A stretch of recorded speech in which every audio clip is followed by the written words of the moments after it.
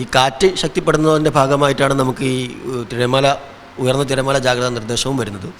അപ്പോൾ സ്വാഭാവികമായിട്ടും ഈ ന്യൂനമർദ്ദത്തിൻ്റെ ഭാഗമായിട്ട് തിരശ്ചീനമായിട്ട് നമ്മുടെ കരയിലേക്ക് കാറ്റ് കയറുകയാണ്. അപ്പോൾ അതിൻ്റെ ഇൻഫ്ലുവൻസിൻ്റെ അടിസ്ഥാനത്തിലാണ് നമുക്ക് ശക്തമായ അല്ലെങ്കിൽ കടൽ പ്രക്ഷുബ്ധമാകുന്നൊരു സാഹചര്യമുള്ളത്. അതുകൊണ്ടാണ് മത്സ്യത്തൊഴിലാളികൾക്ക് ജാഗ്രതാ നിർദ്ദേശം നൽകിയിട്ടുള്ളത്. മഴ കുറയുന്ന അല്ലെങ്കിൽ കാറ്റ് ശക്തി കുറയുന്നതോടുകൂടി ആ ജാഗ്രതാ നിർദ്ദേശത്തിൽ മാറ്റം വരാം. അപ്പോൾ അതുകൊണ്ട് ഫിഷർമാൻ ആളുകൾ പ്രത്യേകിച്ച് ഇപ്പോൾ ട്രോളിംഗ് നിരോധനമുള്ള സമയമാണ്. അപ്പോൾ നമ്മുടെ പരമ്പരാഗതമായ മത്സ്യത്തൊഴിലാളികളാണ് കടലിൽ പോകുന്നുണ്ടാവുക. ഏതായാലും ഉയർന്ന തിരമാല ജാഗ്രതാ നിർദ്ദേശമുള്ള സമയത്ത് യാതൊരു കാരണവശാലും പോകാതിരിക്കുകയാണ് ഏറ്റവും നല്ലത്, അല്ലെങ്കിൽ പോകാതിരിക്കണമെന്നാണ് നമുക്ക് അഭ്യർത്ഥിക്കാനുള്ളത്. ഇപ്പോൾ ഇന്നും ഒരു അപകടം സംഭവിച്ചിട്ടുണ്ട്.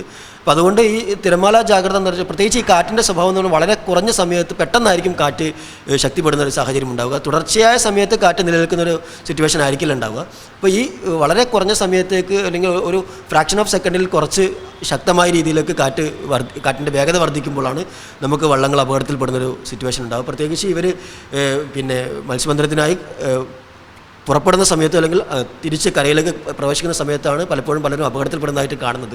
അപ്പോൾ അത് ഈ തിരമാലയുടെ ശക്തി കൂടുന്നതിൻ്റെ അടിസ്ഥാനത്തിലാണ് സംഭവിക്കുന്നത്. അപ്പോൾ അതുകൊണ്ടാണ് ആ മുന്നറിയിപ്പിനെ, ഇൻകോയ്സിൻ്റെയും കാലാവസ്ഥാ വകുപ്പിൻ്റെയും ആ മുന്നറിയിപ്പിനെ ഗൗരവത്തിൽ കണ്ടുകൊണ്ട് നടപടികൾ സ്വീകരിക്കണം നമ്മൾ അഭ്യർത്ഥിക്കുന്നത്. അതിൽ മഴ കുറയുന്നതോടുകൂടി അല്ലെങ്കിൽ കാറ്റ് ശക്തി കുറയുന്നതോടുകൂടി ഇപ്പോൾ ന്യൂനമർദ്ദത്തിൻ്റെ സ്വാധീനം മാറുമ്പോൾ ആ കാറ്റ് ശക്തി കുറയുന്നതോടുകൂടി ആ മുന്നറിയിപ്പുകളിൽ മാറ്റം വരും. അപ്പോൾ അവർക്ക് മത്സ്യബന്ധനത്തിന് പോവുകയും ചെയ്യാം എന്നുള്ളതാണ്. ഏറ്റവും പുതിയ വാർത്തകളും വിശേഷങ്ങളും വിരൽ തുമ്പിലറിയാൻ സീ മലയാളം ന്യൂസ് എല്ലാ ഡിജിറ്റൽ പ്ലാറ്റ്ഫോമുകളിലും ലഭ്യം.